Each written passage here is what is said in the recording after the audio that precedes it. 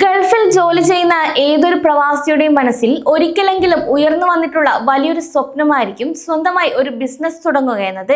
മറ്റൊരാളുടെ കീഴിൽ വർഷങ്ങളോളം ജോലി ചെയ്ത് മടുക്കുമ്പോൾ സ്വന്തമായി ഒരു ചെറിയ കഫ്റ്റീരിയോ, ഗ്രോസറിയോ, ട്രേഡിംഗ് കമ്പനിയോ അല്ലെങ്കിൽ IT അല്ലെങ്കിൽ കൺസൾട്ടൻസി സ്ഥാപനമോ ദുബായിൽ ആരംഭിക്കണമെന്ന് നമ്മളിൽ പലരും ആഗ്രഹിക്കാറുണ്ട്. എന്നാൽ ഇത്തരം സ്വപ്നങ്ങളുമായി ബിസിനസ് കൺസൾട്ടന്റുമാരെയോ ഏജന്റുമാരെയോ സമീപിക്കുമ്പോഴാണ് പല പ്രവാസികളും നിരാശരാകുന്നത്.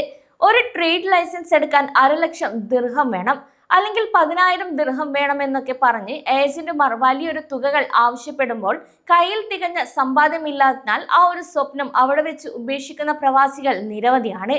എന്നാൽ യഥാർത്ഥത്തിൽ ദുബായ് സർക്കാരിന് അടയ്ക്കേണ്ട ഔദ്യോഗിക ലൈസൻസ് ഫീസ് എത്രയാണെന്ന് നിങ്ങൾക്കറിയാമോ? Dubai economic and tourism department അഥവാ DED പ്രവാസികൾക്കും വിദേശ നിക്ഷേപകർക്കുമായി ബിസിനസ് ലൈസൻസ് ഫീസുകൾ പൂർണ്ണമായും സുതാര്യമായി സ്വന്തമായി കണക്കാക്കാനുള്ള ഓൺലൈൻ പോർട്ടൽ ഇവിടെ സജ്ജമാക്കിയിട്ടുണ്ട്. ലൈസൻസ് ചെലവുകളെ കുറിച്ച് ഏജന്റുമാർ പറയുന്ന വ്യാജ സന്ദേശങ്ങളിൽ പെട്ടുപോകാതെ സർക്കാർ ഫീസ് കൃത്യമായി മനസ്സിലാക്കാൻ ഇത് എന്നും സഹായിക്കുകയും ചെയ്യും.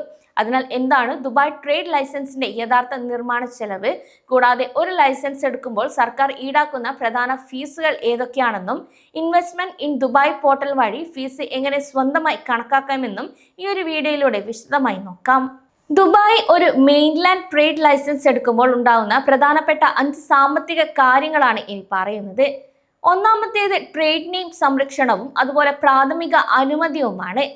നിങ്ങളുടെ കമ്പനിക്ക് അനുയോജ്യമായ ഒരു പേര് രജിസ്റ്റർ ചെയ്യുന്നതിനും ദുബായ് എക്കണോമിയിൽ നിന്ന് പ്രാഥമിക അനുമതി നേടുന്നതിനുമായി ഏകദേശം 600 ദിർഹം മുതൽ 1,500 ദിർഹം വരെയാണ് ആദ്യഘട്ടത്തിൽ ചിലവ് വരുന്നത്. രണ്ടാമത്തേത് മെയിൻ ലൈസൻസ് ഫീസാണ്. അതായത് നിങ്ങൾ തിരഞ്ഞെടുക്കുന്ന ബിസിനസ് മേഖലയ്ക്കനുസരിച്ചാണ് ഈ ഒരു ഫീസ് നിശ്ചയിക്കപ്പെടുന്നത്.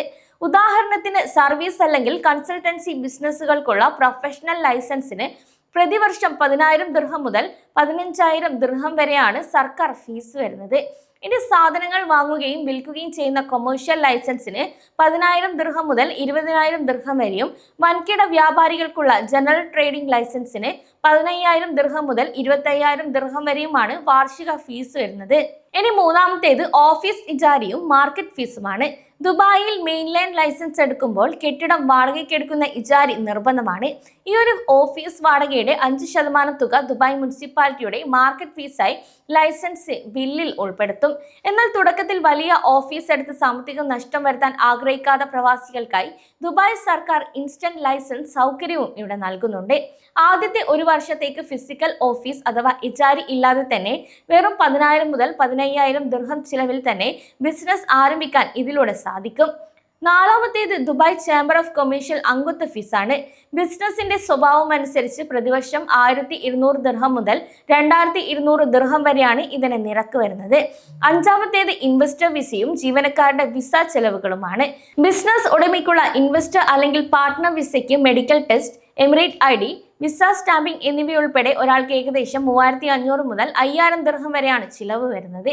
ഇനി ഏജന്റുമാരുടെ സഹായമില്ലാതെ ഈ ഒരു ഫീസുകൾ ഓൺലൈനായി എങ്ങനെ അടക്കാമെന്ന് നോക്കാം.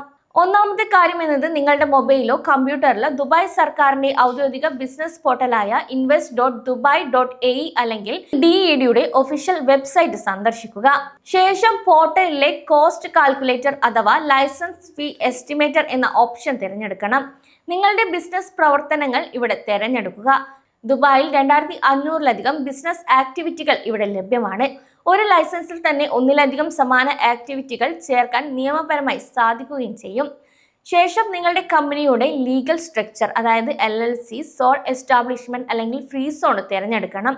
ഇപ്പോൾ ദുബായിൽ 100% വിദേശ ഉടമസ്ഥാവകാശത്തോടെ പ്രാദേശിക സ്പോൺസർ ഇല്ലാതെ തന്നെ കമ്പനികൾ തുടങ്ങാനും സാധിക്കും. ശേഷം നിങ്ങളുടെ ഓഫീസ് വിവരം, അതായത് ഇജാരി ഉണ്ടോ, ഇൻസ്റ്റന്റ് ലൈസൻസ് ആണോ എന്നിവ എൻ്റർ ചെയ്യണം. ഈ ഒരു വിവരങ്ങൾ നൽകുമ്പോൾ തന്നെ ദുബായ് സർക്കാർ ഈടാക്കുന്ന ഓരോ ലൈസൻസ് ഇനത്തിലെയും വ്യക്തമായ ഫീസ് തുക സ്ക്രീനിൽ തെളിയുന്നതായിരിക്കും. ഈ ഒരു ഔദ്യോഗിക കണക്ക് കൈവശമുണ്ടെങ്കിൽ ഒരു ഏജന്റിനെ സമീപിക്കുമ്പോൾ അവർ നിങ്ങളിൽ നിന്ന് അനാവശ്യമായി കൂടുതൽ തുക ഈടാക്കുന്നുണ്ടോ എന്ന് വളരെ എളുപ്പത്തിൽ തന്നെ കണ്ടുപിടിക്കാനും സാധിക്കും. പ്രവാസി സംരംഭകർ ശ്രദ്ധിക്കേണ്ട ചില പ്രധാനപ്പെട്ട ബിസിനസ് ടിപ്പുകൾ കൂടിയാണ് ഇനി പറയുന്നത്. ആദ്യമായി ബിസിനസ് ആരംഭിക്കുമ്പോൾ കയ്യിലുള്ള തുക പരമാവധി സൂക്ഷിച്ച് ഉപയോഗിക്കുക. സാധ്യമെങ്കിൽ ആദ്യ വർഷം ഇൻസ്റ്റന്റ് ലൈസൻസ് വഴി ബിസിനസ് തുടങ്ങി വിപണി പഠിച്ച ശേഷം മാത്രം വലിയ ഓഫീസുകളിലേക്ക് മാറുക. കൂടാതെ ഫ്രീ സോൺ വിസയാണോ മെയിൻലൈൻ വിസയാണോ നിങ്ങളുടെ ബിസിനസ്സിന് അനുയോജ്യമെന്ന് മുൻകൂട്ടി ആസൂത്രണം ചെയ്യുകയും വേണം. അതേസമയം ദുബായിൽ UAE-ക്കുള്ളിൽ നേരിട്ട് കച്ചവടം നടത്താനും ഗവൺമെന്റ് ടെൻഡറുകളിൽ പങ്കെടുക്കാനും ഇവിടെ മെയിൻലൈൻ ലൈസൻസ് ആണ് നിങ്ങൾക്ക് ആവശ്യമുള്ളത്.